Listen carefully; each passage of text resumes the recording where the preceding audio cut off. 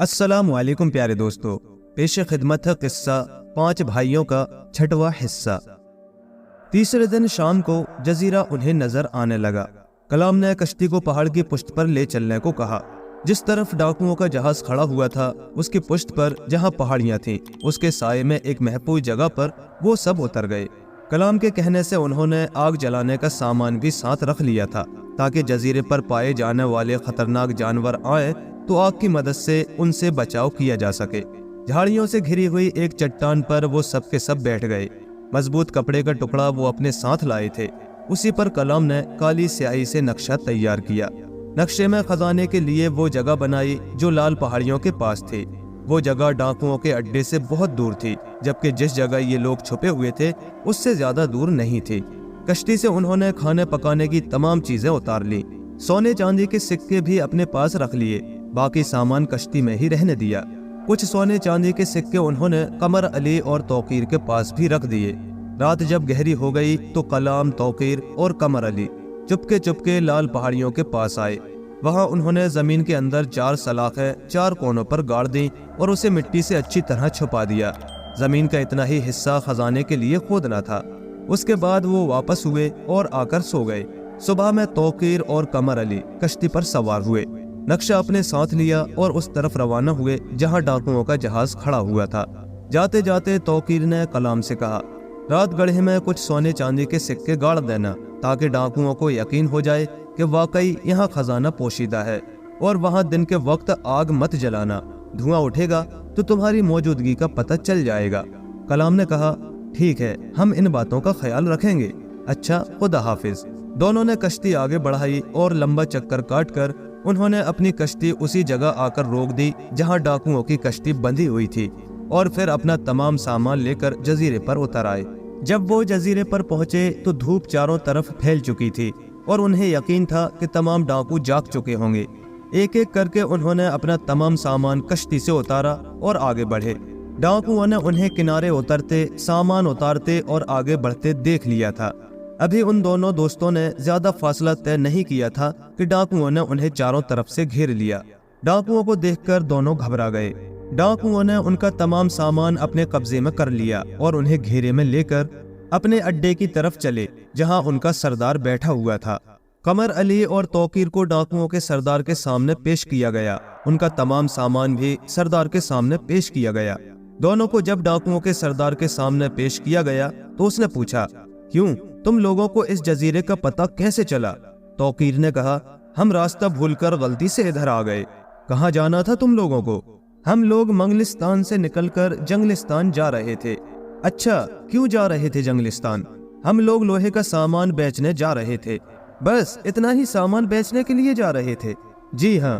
اچھا رانا، ان کی تلاشی لو۔ ڈاکوؤں کے سردار نے ایک ڈاکو کی طرف دیکھ کر کہا۔ 2 ڈاکوؤں نے انہیں پکڑ لیا اور ان کی تلاشی لی گئی تو سونے کے سکے اور نقشہ برآمد ہوا۔ سردار کے سامنے نقشہ پیش کیا گیا تو اس نے پوچھا، یہ نقشہ کیسا ہے؟ یہ فالتو نقشہ ہے جنگلستان کا، توقیر نے کہا۔ قمر علی نے کہا، ہاں بالکل فضول ہے، ہم نے راستہ معلوم کرنے کے لیے رکھ لیا تھا۔ اچھا، تو تم لوگ جنگلستان میں کھدائی کرنے جا رہے تھے؟ کہاں ہے یہ جنگلستان؟ جی وہ یاد آیا، ہاں انگلستان کے پاس ہے، توقیر نے کہا۔ پھر قمر علی کی طرف دیکھ کر کہا، کیوں قمر، انگلستان کے پاس ہے نا؟ ہاں وہی تو ہے، اس نے جواب دیا۔ اچھا منگلو، سردار نے ایک ڈاکو کی طرف دیکھ کر کہا، ذرا ان کو 2-4 دھپ جما، تبھی یہ سچ بات اگلیں گے۔ منگلو آگے آیا۔ یہ ایک نہایت لمبا تڑنگا ڈاکو تھا، بڑی بھیانک اس کی شکل تھی۔ اس نے توقیر کے پیٹ پر 2 گھونسے مارے، اس کے منہ سے چیخ نکلی اور آنکھوں سے آنسو بہہ نکلے۔ پھر منگلو نے ایک زوردار لات قمر علی کی کمر پر ماری تو وہ ڈاکوؤں کے سردار کے پیروں پر گر پڑا۔ سردار نے اس کے بال اپنی مٹھی میں پکڑ لیے اور کہا، دیکھ کالو، سچ سچ بتا دے کہ تم لوگ کون ہو اور یہاں کیسے پہنچے؟ یہ نقشہ کس چیز کا ہے؟ قمر علی نے اپنی لال لال آنکھوں سے گھور کر سردار کو دیکھا۔ سردار نے بیٹھے ہی بیٹھے ایک لات اس کے سینے پر ماری، وہ دھڑام سے جا کر زمین پر گر پڑا اور اس کے منہ سے خون بہنے لگا۔ تبھی توقیر نے کہا، سردار اسے مت مارو، چھوڑ دو ہمیں، میں سچ سچ بتاتا ہوں۔ توقیر کی بات سن کر قمر علی تیزی سے اپنی جگہ سے اٹھا اور چلا کر بولا، نہیں توقیر نہیں، خبردار، اگر تو نے انہیں کچھ بھی بتایا تو میں تیری جان لے لوں گا۔ سردار تیزی سے اپنی جگہ سے اٹھا اور بے تحاشا قمر علی پر لاتیں گھوسے برسانے لگا۔ قمر علی بے دم ہو کر زمین پر گر پڑا۔ پھر سردار نے توقیر سے کہا، دیکھ اب ہمیں سب کچھ صحیح صحیح بتا دے، ورنہ تم دونوں کے ٹکڑے یہاں کے کیکڑوں کو کھلا دیں گے۔ سردار ہم بتاتے ہیں، بالکل سچ بات تمہیں بتائیں گے، لیکن ہماری ایک شرط ہے، ہمیں اس میں سے آدھا حصہ ملنا چاہیے۔ آدھا حصہ؟ کس چیز کا آدھا حصہ؟ اسی وقت قمر علی نے کہا، توقیر اگر تو نے کچھ کہا تو میں تیری کھال کھینچ لوں گا۔ سردار پھر اس کی طرف بڑھا تو توقیر نے کہا، سردار اسے مت مارو، میں سب کچھ بتا رہا ہوں، لیکن ہمیں آدھا حصہ ملنا چاہیے۔ پہلے یہ بتاؤ مال کتنا ہے اور کہاں ہے، تبھی ہم فیصلہ کریں گے کہ تمہیں کتنا حصہ ملنا چاہیے۔ توقیر نے کہا، سردار مال اسی جزیرے پر ہے اور کروڑوں کا خزانہ ہے، لیکن سردار ہم اسی وقت بتائیں گے جب تم وعدہ کرو گے کہ آدھا حصہ ہمیں دیا جائے گا۔ سردار نے حیرت سے کہا، اس جزیرے پر خزانہ اور وہ بھی کروڑوں کا، کہاں ہے؟ توقیر نے کہا، معلوم ہو جائے گا، لیکن اسی وقت جب آپ ہمیں آدھا مال دینے کو تیار ہوں گے۔ اگر مال کروڑوں کا ہوگا تو ہم تمہیں صرف اس کا 10واں حصہ دیں گے اور تمہیں اس جزیرے سے زندہ بھی واپس جانے دیں گے۔ توقیر نے کہا، نہیں سردار یہ بہت کم ہے، کم از کم آدھا تو ہمیں ملنا ہی چاہیے، نہیں تو ہم نہیں بتائیں گے کہ خزانہ کہاں پوشیدہ ہے۔ سردار نے کہا، بچوں خزانہ تو ہم ڈھونڈ ہی لیں گے، نقشہ ہمارے پاس ہے۔ توقیر نے کہا، سردار تم پورا جزیرہ بھی کھود ڈالو گے تو خزانہ تمہیں نہیں ملے گا، بغیر ہماری مدد کے خزانہ کسی کو مل ہی نہیں سکتا۔ اچھا ٹھیک ہے، سردار نے کچھ سوچ کر کہا، ہم خزانے کا 1/4 حصہ تمہیں دیں گے، اس سے زیادہ نہیں۔ پہلے یہ بتاؤ کہ یہ نقشہ تمہیں کیسے ملا اور کہاں سے ملا؟ ہم سب کچھ تمہیں بتا دیں گے سردار، لیکن آدھے سے کم میں ہم تمہیں کچھ بھی نہیں بتائیں گے، چاہے تم ہماری جان ہی کیوں نہ لے لو۔ کیوں قمر علی، ٹھیک ہے نا؟ توقیر نے اس کی طرف دیکھ کر کہا، جس کے منہ سے اب تک خون رس رہا تھا اور چہرہ غصے سے کھچا ہوا تھا۔ قمر علی نے کہا، ہاں سردار، ہم آدھے سے کم حصے پر خزانے کا پتہ تمہیں نہیں بتائیں گے۔ سردار نے جب دیکھا وہ کسی طرح مان ہی نہیں رہے تو اس نے اپنے ساتھیوں کی طرف دیکھا۔ ایک ڈاکو نے کہا، سردار مال کروڑوں کا ہے تو یہ سودا مہنگا نہیں ہے۔ سردار نے کہا، ٹھیک ہے ہمیں منظور ہے، آدھا حصہ تمہارا آدھا حصہ ہمارا۔ توقیر نے کہا، سردار ہم نے سنا ہے کہ ڈاکو اپنے قول کے پکے ہوتے ہیں اور اپنی قسم پر قائم رہتے ہیں، اس لیے تم اپنی تلوار پر ہاتھ رکھ کر قسم کھاؤ کہ آدھا حصہ ہمیں دو گے اور مال ملنے کے بعد ہمیں یہاں سے زندہ واپس جانے دو گے، کہیں ایسا نہ ہو کہ مال ملنے کے بعد ہمارا کام تمام کر دیا جائے۔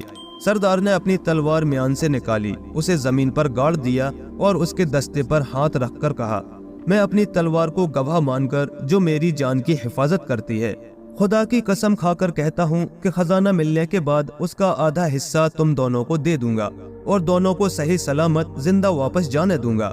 پھر اس نے توقیر سے کہا، تم دونوں کو بھی قسم کھانی ہوگی کہ تم ہمارے اس جزیرے کا پتہ کسی کو نہیں بتاؤ گے۔ دونوں نے قسم کھائی کہ وہ ڈاکوؤں کا اور جزیرے کا کسی کو پتہ نہیں بتائیں گے۔ اس کے بعد قمر علی اور توقیر کو ایک جگہ آرام سے بٹھا دیا گیا۔ پھر سردار نے اپنے ساتھی سے کہا، جاؤ اس خوشی میں شراب کا دور چلاؤ۔ توقیر نے جلدی سے کہا، سردار ہم شراب نہیں پیتے، بس پانی پلوا دیجئے۔ اچھا آؤ میرے ساتھ، سردار نے اپنی جگہ سے اٹھتے ہوئے کہا۔ سردار ان دونوں کو لے کر غار کے اندر کی طرف روانہ ہوا۔ غار کا وہ دروازہ جو چٹان سے بند تھا جگہ جگہ سے ٹوٹا ہوا تھا، ایسا لگتا تھا جیسے نوکیلے مضبوط اوزار سے مار مار کر اسے توڑا گیا ہو۔ اندر پہنچے تو انہوں نے دیکھا کہ اندر مشالیں جل رہی تھیں۔ ایک کونے میں انہیں ایک بوڑھی عورت اور 5 لڑکیاں بیٹھی ہوئی نظر آئیں۔ وہ بہت ہی خوفزدہ اور ڈری ہوئی دکھائی دے رہی تھیں۔ خوف سے ان کے چہرے زرد پڑے ہوئے تھے، یوں لگتا تھا کہ سب کے سب بیمار ہیں۔ توقیر اور قمر علی سمجھ گئے کہ یہی سلمان چچا کی بیوی اور بچیاں ہوں گی۔ توقیر نے حیرت سے ان کی طرف دیکھ کر کہا، کیوں سردار یہ کون لوگ ہیں؟ سردار نے کہا، یہ ہمارے ایک غدار ساتھی کے بیوی بچے ہیں، وہ ہمیں اس غار کے اندر بند کر کے ہمارے قیدیوں کو لے کر فرار ہو گیا تھا۔ ہم بڑی مشکل سے اس چٹان کو توڑ کر باہر نکلنے میں کامیاب ہو سکے، ورنہ اس نے تو ہمیں زندہ ہی دفن کر دیا تھا۔ پھر ہم نے اس کے گاؤں پر حملہ کیا، وہ تو ملا نہیں، اس کی بیوی اور بچوں کو قیدی بنا کر لے آئے ہیں۔ جب وہ آئے گا تب ہم سوچیں گے کہ ان کے ساتھ کیا کرنا ہے۔ ہم تو ان سب کو قتل کر دیتے، لیکن ان کے آ جانے سے کھانے پکانے کی تکلیف ختم ہو گئی۔ बुढ़िया बड़ा अच्छा खाना पकाती है, इसलिए हमने इन्हें अब तक जिंदा रखा है। फिर थोड़ा रुककर सरदार ने कहा, अच्छा अब ये बताओ कि तुम लोग कौन हो और ये नक्शा तुम्हें किस तरह मिला? तौकीर ने कहा, मेरा नाम तौकीर है और ये मेरा दोस्त कमर अली है। मैं बढ़ई हूँ और ये लोहार है। हम दोनों एक गांव चंगीरा में रहते हैं। गांव समंदर के किनारे है। एक रोज हम दोनों समंदर में मछलियां पकड़ रहे थे कि अचानक हमें एक कश्ती नजर आई। कश्ती बिल्कुल खाली नजर आ रही थी। हम अपनी कश्ती उस कश्ती के करीब ले गए। वहां पहुंचकर हमने देखा कि उस कश्ती के अंदर एक बूढ़ा आदमी बेहोश पड़ा हुआ था। हम उसकी कश्ती खींचकर किनारे पर लाए और उस बूढ़े आदमी को कश्ती से उतारकर घर ले आए। थोड़ी देर के बाद वो होश में आया तो हमने उससे पूछा कि वो कौन है और कश्ती में तन्हा कहाँ जा रहा था। उसने थोड़ा पानी पिया और कहा, बच्चों ये एक बहुत लंबी कहानी है, मैं तुम्हें बताऊंगा। इतना कहकर वो खामोश हो गया और सो गया। उसकी तबीयत बहुत खराब थी। हमने उसकी बहुत खिदमत की, इलाज भी करवाया, लेकिन वो किसी तरह बिस्तर से उठने के लायक ना हो सका। 15 दिन इसी तरह गुजर गए। एक दिन उसने हमें अपने पास बुलाया और कहा, देखो बेटो, मैं शाही घराने का एक फर्द हूँ। हमारे मुल्क पर गद्दारों ने कब्जा कर लिया। ऐन वक्त पर उनकी साजिश की खबर हो गई थी, इसलिए हमने अपना पूरा खजाना एक वीरान जजीरे पर छुपा दिया ताकि मुसीबत में हमारे काम आ सके। इस बात को मैं और मेरा एक खास खादिम ही जानता था। कुछ दिनों बाद मुल्क में इनकलाब आया और मेरा वो खास खादिम गद्दारों से मुकाबला करते हुए कत्ल हो गया। मैं अपनी जान बचाकर वहां से भागा। बहुत दिनों तक गोशा नशीनी की जिंदगी गुजारने के बाद मैंने एक कश्ती खरीदी और जजीरे से खजाना लाने निकला, लेकिन मेरी याददाश्त मेरा साथ ना दे सकी और मैं समंदर में रास्ता भूल गया। 1 महीने तक इधर उधर भटकता रहा, लेकिन जजीरा कहीं दिखाई ना दिया। खाने पीने की तमाम चीजें खत्म हो चुकी थीं। मैं बेहोश हो गया और जब होश आया तो अपने आप को आप लोगों के सामने पाया। समंदर में रहते रहते अब मेरी हालत बेहद खराब हो चुकी है। मेरा जिंदा बचना मुश्किल है। इसलिए उस खजाने का पता मैं तुमको बताता हूँ, क्योंकि तुमने जिस मोहब्बत और खुलूस से मेरी खिदमत की है, मैं उसे फरामोश नहीं कर सकता। उस खजाने के मिल जाने के बाद उसका 1/4 हिस्सा तुम रख लेना और बाकी से अवाम की फलाह व बहबूद के काम करना। फिर उन्होंने हमें जजीरे का पता बताया और ये नक्शा हमें दिया। उसके दूसरे ही दिन हजरत का इंतकाल हो गया। हमने उनकी तजहीज़ो तदफीन की। इन कामों से फारिग होकर कश्ती लेकर समंदर में जजीरे की तलाश में निकल पड़े और इत्तेफाक से बहुत जल्द हमें ये जजीरा मिल गया और हम यहाँ पहुँच गए। इतना कहकर तौकीर खामोश हो गया। सरदार ने उसकी कहानी सुन लेने के बाद कहा, अच्छा अब हमें खजाने की तलाश करनी है। ये काम कब से शुरू किया जाए? तौकीर ने कहा, सरदार मेरा तो ख्याल है कि बस आज ही से काम शुरू कर दिया जाए ताकि जल्द से जल्द खजाना मिल जाए और हम अपने मुल्क वापस चले जाएं। ठीक है, सरदार ने कहा। अच्छा सरदार, तुम तो इस जजीरे से बखूबी वाकिफ हो। ये बताओ कि काली चट्टानों से घिरी हुई लाल टेकरी कहाँ है? सरदार ने कहा, ये जजीरे के शुमाल की तरफ है। तौकीर ने कहा, बस तो वहीं चलकर हमें खजाने की तलाश करनी है। सरदार उन्हें साथ लेकर बाहर आया और अपने साथियों को खुदाई का तमाम सामान लाल टेकरी की तरफ ले चलने को कहा। फिर अपने एक साथी से कहा, जाकर उस बुढ़ी से कहो कि खाना तैयार करके लाल टेकरी के पास लेकर आ जाए। सरदार तौकीर और कमर अली को साथ लेकर लाल टेकरी की सिमत रवाना हुआ। उसके पीछे पीछे उसके तमाम साथी सामान उठाए चले आ रहे थे। थोड़ी देर में वो लाल टेकरी के पास पहुंच गए। तौकीर ने नक्शा जमीन पर फैला दिया। इधर उधर थोड़ी देर देखता रहा। वहीं एक तरफ 3 नारियल के दरख्त थे जो एक सीध में उगे हुए थे। तौकीर ने नक्शा एक तरफ रखा और नारियल के दरख्त के पास गया और वहां से कदम गिनकर उस जगह तक आया जहां कल रात उन्होंने सलाख गाड़ी थी। जल्दी से उसने वहां निशान बना दिया। फिर तीसरे दरख्त से कदम गिनता हुआ आया और उस जगह जहां दूसरी सलाख गड़ी थी निशान बना दिया। फिर एक रस्सी से 8 फुट लंबा और 6 फुट चौड़ा निशान जमीन पर बना लिया। इस काम से फारिग होकर सरदार के पास आया और कहा, सरदार बस इतना ही हिस्सा हमें खोदना है, बिल्कुल सीधा और तकरीबन 10-12 फुट गहरा। इसकी एक पहचान ये भी है कि 2-2, 3-3 फुट की गहराई पर सोने चांदी के सिक्के गढ़े हैं। अगर वो सिक्के हमें मिलते रहे तो अंदाजा हो जाएगा कि सही खुदाई कर रहे हैं। एक खास बात और है कि चारों कोनों पर 4 सलाखें गड़ी हुई हैं। अगर ये निशानियां हमें मिल गई तो समझो कि हमें खजाना हासिल हो जाएगा। इतना सब कुछ समझा देने के बाद तौकीर ने सरदार से कहा, लो सरदार, پہلا کدال مار کر اس مبارک کام کا آغاز کرو۔ سردار نے کدال اپنے ہاتھ میں لے لی اور بسم اللہ کہہ کر پہلا کدال زمین پر مارا۔ تھوڑا گڑھا کیا، پھر تمام ڈاکو اس کام میں بھڑ گئے۔ توقیر اور قمر علی نے بھی کدال سنبھال لیے اور کھدائی میں جٹ گئے۔ دوپہر میں سلمان کی بیوی اور بچیاں ان کے لیے کھانا اور پینے کا پانی لے آئی۔ اس میں سے تھوڑا تھوڑا کھانا سردار نے پہلے لڑکیوں کو کھلایا۔ اسے ڈر تھا کہ سلمان کی بیوی کبھی کھانے میں زہر ملا کر انہیں ختم نہ کر دے۔ کھانا کھا لینے کے بعد پھر وہ کھدائی میں جٹ گئے۔ سہ پہر میں توقیر اور قمر علی نے ڈاکوؤں کی نظر بچا کر اپنے پاس کے سونے کے سکے نکالے اور مٹی میں چھپا دیے اور پھر کھدائی میں مصروف ہو گئے۔ چار کونوں کی چاروں سلاخیں تو پہلے ہی نکل چکی تھیں۔ تھوڑی دیر میں توقیر نے اس جگہ کدال مارا جہاں اس نے سونے چاندی کے سکے دبائے تھے۔ جیسے ہی کدال سکوں پر پڑا، چھناکے کی آواز ہوئی اور تمام ڈاکوؤں کی توجہ اس طرف ہو گئی۔ توقیر نے گڑھا کر کے وہ تمام سونے چاندی کے سکے باہر نکالے۔ تب تک قمر علی نے اپنے پاس کے سکے ایک کونے میں گاڑ دیے۔ سونے کے سکوں کو دیکھ کر سردار خوش ہو گیا اور اسے خزانہ ملنے کا پورا یقین ہو گیا۔ تھوڑی دیر بعد اس جگہ سے سکے برآمد ہوئے جہاں قمر علی نے گاڑ دیے تھے۔ اس چھوٹی سی کامیابی کی وجہ سے انہیں یقین ہو گیا کہ خزانہ ضرور یہاں گڑا ہوا ہے۔ اس طرح سورج غروب ہونے تک وہ کھدائی کرتے رہے۔ دن بھر کی مسلسل محنت کے بعد انہوں نے تقریباً 5 فٹ گہرا گڑھا کر لیا۔ شام میں واپس اپنے غار میں آئے، کھانا کھا کر سب کے سب سو گئے۔ ادھر کلام اپنے بھائیوں کے ساتھ جھاڑیوں سے گھری ہوئی چٹان پر بیٹھا ہوا تھا۔ وہ اپنے ساتھ کھانے پینے کی تمام چیزیں لے کر آئے تھے، اس لیے انہیں وہاں کوئی چیز پکانے کی ضرورت پیش نہیں آئی۔ رات میں ایک بھائی کی جاگنے کی ڈیوٹی لگا کر باقی سو گئے۔ جب رات بہت زیادہ بیت گئی تو وہ اٹھے اور اس مقام کی طرف روانہ ہوئے جہاں گڑھا کھودا جا رہا تھا۔ چاروں طرف گہرا سکوت اور مکمل سناٹا چھایا ہوا تھا۔ آہستہ آہستہ چلتے ہوئے گڑھے کے قریب پہنچے۔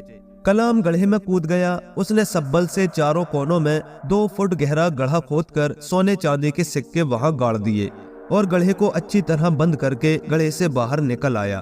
وہاں سے واپس پھر اس جگہ آ گئے جہاں ان کا قیام تھا اور اطمینان سے سو گئے۔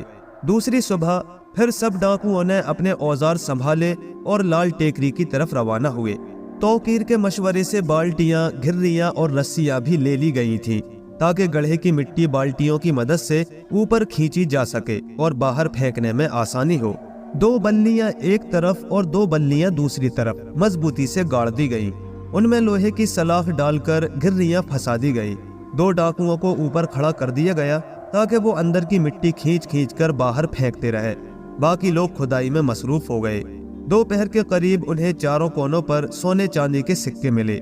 ان سکوں کو دیکھ کر توقیر سمجھ گیا کہ رات میں کلام اور اس کے بھائیوں نے اپنا کام بخوبی انجام دیا ہے۔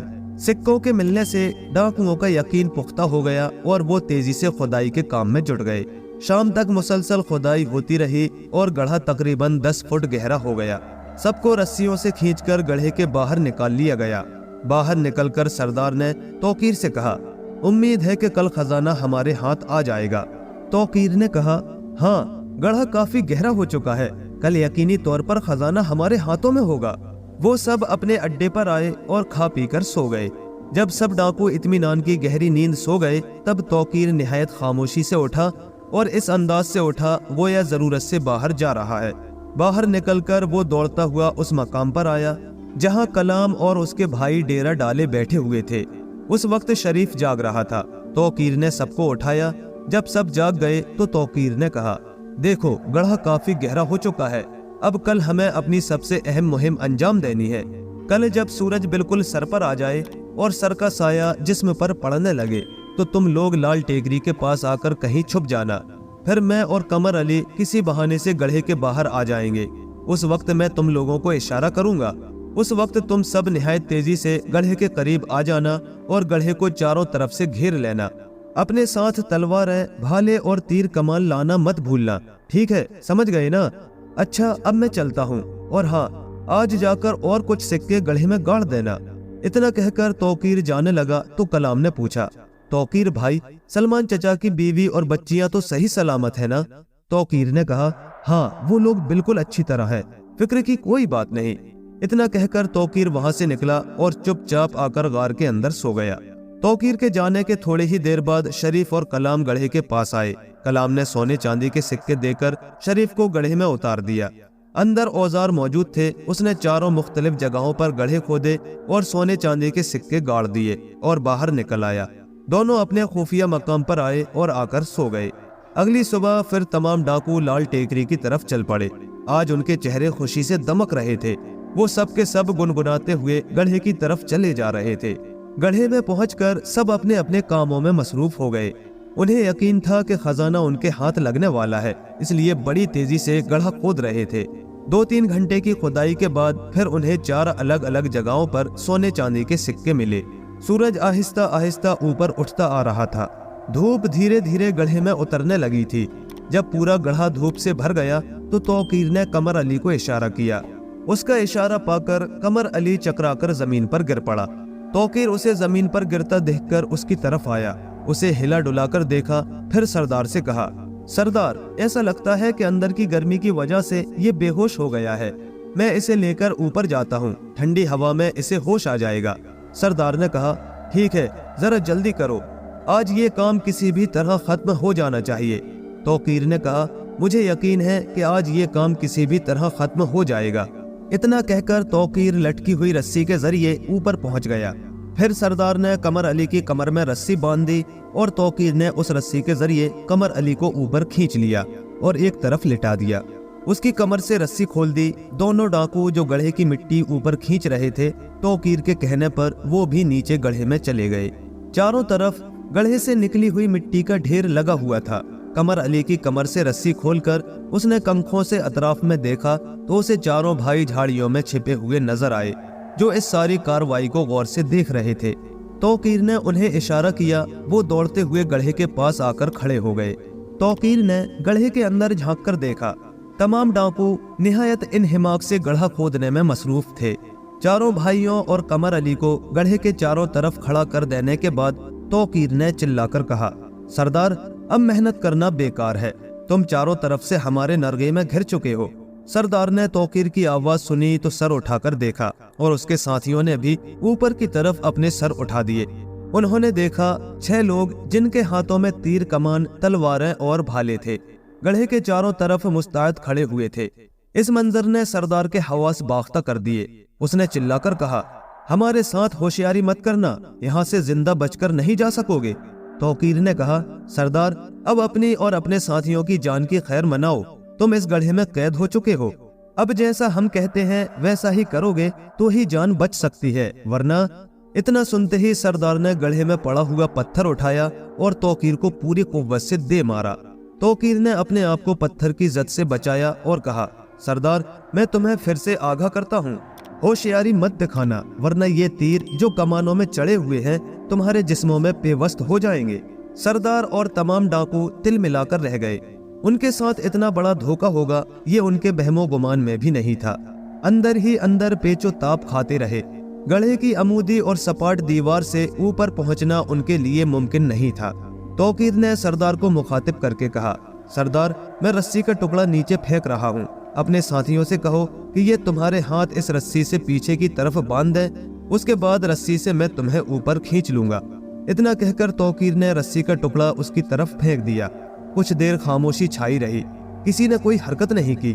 تب توقیر نے پھر سردار سے کہا، سردار، جلدی کرو، اگر تم نے ہماری باتوں پر عمل نہیں کیا تو گڑھے سے نکلی ہوئی ساری مٹی ڈال کر تمہیں اور تمہارے ساتھیوں کو اس گڑھے میں زندہ دفن کر دیں گے، چلو جلدی کرو۔ سردار چند لمحے غصے سے اوپر کی طرف دیکھتا رہا، پھر اس نے اپنے ساتھی سے کہا، ملو، لے میرے ہاتھ باندھ دے۔ اس ڈاکو نے نیچے پڑی ہوئی رسی کے ٹکڑے کو اٹھا لیا۔ سردار نے اپنے دونوں ہاتھ پشت پر کر دیے اور اس رسی سے اس نے اس کے دونوں ہاتھ باندھ دیے۔ سردار کے ہاتھ بندھ جانے کے بعد توقیر نے وہ رسی جس سے مٹی اوپر کھینچی جا رہی تھی نیچے پھینک دی اور کہا، سردار، اس رسی کو اپنی کمر میں بندھوا لو، ہم تمہیں اوپر کھینچ لیں گے۔ چاروں ناچار اسے اپنی کمر میں رسی بندھوانی پڑی۔ جیسے ہی اس کی کمر میں رسی باندھی گئی، قمر علی اور توقیر نے نہایت تیزی سے اسے اوپر کھینچ لیا۔ چاروں بھائی 4 کونوں میں اپنی کمانوں میں تیر لگائے کھڑے ہوئے تھے۔ سردار کو اوپر کھینچ لینے کے بعد اس کے کمر کی رسی کھول دی گئی۔ جیسے ہی اس کی کمر کی رسی کھلی، نہ جانے کس طرح اس نے اپنے ہاتھوں میں بندھی ہوئی رسی کھول لی۔ توقیر کو اس بات کا اندیشہ بھی نہیں تھا، وہ بے خبر تھا۔ सरदार ने निहायत तेजी से एक जबरदस्त घूंसा तौकीर के मुंह पर मारा और निहायत फुर्ती से उसकी गर्दन अपनी बाहों में जकड़ कर खड़ा हो गया। ये सब कुछ चंद लम्हों में हो गया। कमर अली और चारों भाई कुछ समझ न पाए और इससे पहले कुछ करते सरदार ने चिल्लाकर कहा, अपने साथी की जान की खैरियत चाहते हो तो एक एक करके मेरे साथियों को ऊपर खींच लो, चलो जल्दी करो। और फिर चारों भाइयों को मुखातिब करके कहा, और छोकरों तुम अपने हथियार नीचे फेंक दो। तौकीर की जान खतरे में देखकर चारों भाइयों ने अपने हथियार नीचे फेंक दिए। तब सरदार ने चिल्लाकर कहा, अगर किसी ने चालाकी दिखाने की कोशिश की तो इसकी गर्दन तोड़कर रख दूंगा। सरदार तौकीर की गर्दन को ऐसी बुरी तरह से दबोचे हुए था कि उसका हरकत करना मुश्किल था। सरदार के मजबूत हाथों की गिरफ्त तौकीर की गर्दन पर कसी हुई थी। उसका चेहरा सुर्ख हो रहा था। तौकीर की ये हालत देखकर कमर अली ने रस्सी गड्ढे के अंदर फेंक दी। अंदर मौजूद डाकुओं ने भी सरदार की आजादी और तौकीर की गिरफ्तारी का मंजर देख लिया था। वो खुशी से नाचने लगे। तभी कमर अली की फेंकी हुई रस्सी एक डाकू ने पकड़ ली। सरदार ने कहा, कालिया चल जल्दी से रस्सी ऊपर खींच ले। कमर अली ने घिर्री पर लगी हुई रस्सी को दोबारा खींचा और मुड़कर सरदार की तरफ देखा। सरदार ने चिल्लाकर कहा, जल्दी करो वरना मैं इसे मार डालूंगा। कमर अली ने 2 हाथ रस्सी खींची और फिर अपना हाथ रोक लिया। ये देखकर सरदार गुस्से से तिलमिला गया। उसने अपने सीधे हाथ से एक जोरदार घूंसा तौकीर के पेट पर मारा और कमर अली से कहा, जल्दी कर, नहीं तो तेरा ये साथी मेरे हाथों मारा जाएगा। कमर अली ने कहा, सरदार मुझे डर है कि तुम्हारे साथी के ऊपर आते ही तुम उसे मार डालोगे। बातों में वक्त जाया ना कर, जल्दी से उसे ऊपर खींच, नहीं तो सच में मैं इसे मार डालूंगा। इतना कहकर उसने गर्दन पर अपनी गिरफ्त और सख्त कर दी। ये देखकर कमर अली ने 2 हाथ रस्सी और खींची और फिर मुड़कर सरदार की तरफ देखने लगा। ये देखकर सरदार गुस्से से बेकाबू हो गया और वो कुछ कहना ही चाहता था कि उसके सर पर किसी चीज की बहुत तेज चोट पड़ी। उसका सर घूमकर रह गया, हाथों की हरकत कमजोर हो गई और वो चकराकर जमीन पर गिर पड़ा। उसी लम्हे कमर अली ने अपने हाथ की रस्सी छोड़ दी। उससे लटका हुआ डाकू धड़ाम से गड्ढे में जा गिरा। चारों भाइयों ने अपने हथियार उठा लिए। तौकीर ने दौड़कर कलाम के हाथ से भाला ले लिया और डाकुओं के सरदार के सर पर तानकर खड़ा हो गया और कहा, सरदार अब तुम जिंदा नहीं बचोगे। कमर अली ने आगे बढ़कर उसी रस्सी से जिसे उसने खोल दिया था तेजी से कसकर पुश्त पर उसके हाथ बांध दिए। हाथ बंध जाने के बाद सरदार ने देखा कि पीछे सलमान की बीवी और बच्चियां मौजूद थीं। कमर अली जब रस्सी से डाकू को ऊपर खींच रहा था तो उसने देख लिया था सलमान की बीवी और बच्चियां खाना और पानी लेकर उसी तरफ आ रही थीं। चौके डाकुओं के सरदार की पुश्त उनकी तरफ थी, इसलिए उसने उन्हें आते हुए नहीं देखा। कमर अली का मुंह उसी तरफ था, इसलिए उसने उन्हें देख लिया था। सलमान की बीवी ने एक लम्हे में ही पूरी बात समझ ली, इसलिए उसने जल्दी से बाल्टी का पानी नीचे फेंक दिया। तेजी से चलती हुई उसके करीब आई और पूरी ताकत से बाल्टी डाकुओं के सरदार के सर पर दे मारी, जिसने पूरा नक्शा ही बदल दिया। ऊपर ये कार्रवाई चल रही थी कि तभी गड्ढे में मौजूद एक डाकू रस्सी पकड़कर ऊपर चढ़ने की कोशिश करने लगा। अचानक कलाम ने उसे ऊपर आते देख लिया। बस उसी लम्हा उसने कमान पर तीर चढ़ाकर उसका निशाना लेकर छोड़ दिया। तीर डाकू की पुश्त में लगा, रस्सी उसके हाथ से छूट गई और वो धड़ाम से गड्ढे की जमीन पर गिर पड़ा। तीर पूरी तरह उसके जिस्म में पेवस्त हो गया था। थोड़ी देर तड़पा और फिर ठंडा हो गया। गड्ढे के अंदर बचे हुए तमाम डाकुओं को एक एक करके ऊपर खींच लिया गया और उनके हाथ भी अच्छी तरह पुश्त पर बांध दिए गए। फिर बड़ी रस्सी से तमाम डाकुओं को एक साथ बांध दिया गया और उन्हें लेकर डाकुओं के अड्डे में आए। खाना खा लेने के बाद उनका लूटा हुआ तमाम कीमती सामान थैलों में भर लिया और उन सबको लेकर जजीरे के किनारे आए। डाकुओं का जहाज किनारे खड़ा हुआ था। उनकी लाई हुई कश्ती भी वहां मौजूद थी। उस कश्ती की मदद से जहाज के करीब पहुंच गए और फिर एक एक करके तमाम लोगों को जहाज पर चढ़ा लिया गया। कश्ती भी उसी जहाज पर चढ़ाई गई और जहाज को लेकर ये लोग अपने मुल्क की तरफ रवाना हुए। चौथे दिन ये किनारे पर पहुंच गए। कश्ती नीचे उतारी गई और एक एक करके सबको कश्ती में उतार लिया गया। डाकुओं का लूट का कुछ माल उन्होंने अपनी कश्ती में निकालकर पोशीदा कर लिया, बाकी थैलों में रहने दिया। कश्ती खींचते हुए किनारे पहुंचे। फिर ये तमाम लोग गांव की तरफ रवाना हुए। गांव में पहुंचने के बाद कलाम ने कहा, सलमान चचा की बीवी बच्चों को दरबार में साथ ले जाने की जरूरत नहीं है। हम इन्हें शरीफ के साथ तौकीर भाई के घर भेज देते हैं और सलमान चचा को छुड़ाकर हम भी वहीं पहुंच जाएंगे। इस तजवीज़ से सबने इत्तेफाक किया। तोकीर के गांव का पता और रास्ता सलमान की बीवी को अच्छी तरह मालूम था। वो एक दूसरी बैलगाड़ी में बैठकर तोकीर के घर की तरफ रवाना हुए और कमर अली, तोकीर और तीनों भाई डाकुओं को लेकर महल की तरफ बढ़े। शाम के करीब वो महल में पहुंच गए। बादशाह को खबर भिजवाई गई। उन्हें दरबार में तलब किया गया। कलाम और तोकीर ने तमाम वाक़यात तफसील से बादशाह के रूबरू बयान किए और लूट का सारा माल उनकी खिदमत में पेश किया। प्यारे दोस्तों, आगे की कहानी इंशाअल्लाह अगले वीडियो में पेश की जाएगी। और यहाँ तक की कहानी आपको कैसी लगी हमें कमेंट करके ज़रूर बताएं। और ऐसे ही मज़ीद दिलचस्प किस्से कहानियों के लिए हमारे चैनल को सब्सक्राइब करें और साथ ही बेल आइकन के बटन को भी प्रेस कर दें ताकि हमारे आने वाले नए वीडियोस के नोटिफिकेशन आपको वक्त पर मिल सकें। शुक्रिया।